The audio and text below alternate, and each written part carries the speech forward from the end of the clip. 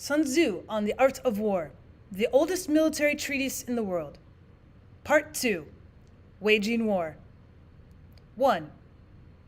Sun Tzu said, "In the operations of war, where there are in the field 1,000 swift chariots, as many heavy chariots, and 100,000 mail-clad soldiers, with provisions enough to carry them 1,000 li, the expenditure at home and at the front, including entertainment of guests, small items such as glue and paint, and sums spent on chariots and armor, will reach the total of 1,000 ounces of silver per day.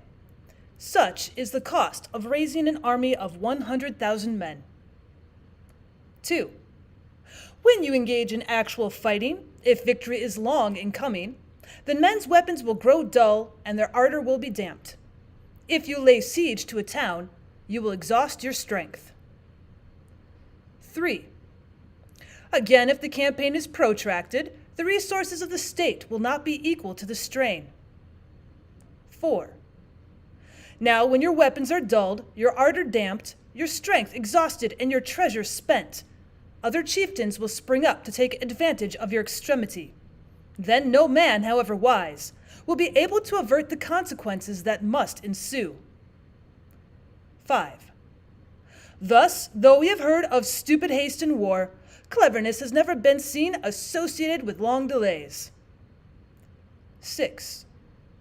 There is no instance of a country having benefited from prolonged warfare. 7.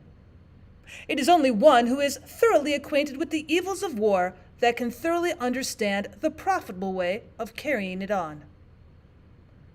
8. The skillful soldier does not raise a second levy, neither are his supply wagons loaded more than twice. 9. Bring war material with you from home, but forage on the enemy. Thus the army will have food enough for its needs. 10.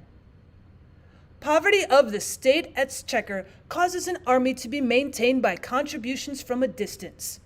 Contributing to maintain an army at a distance causes the people to be impoverished. 11.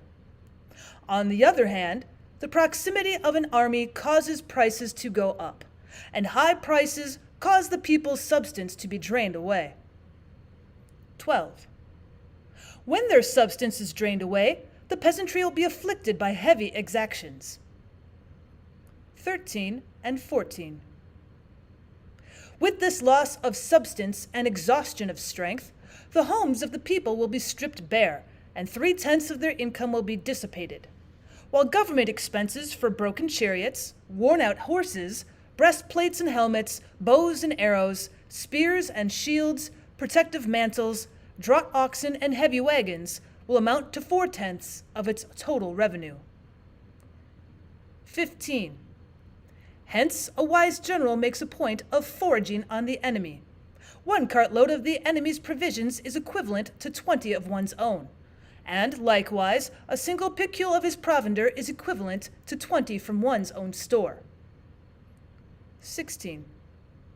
Now, in order to kill the enemy, our men must be roused to anger.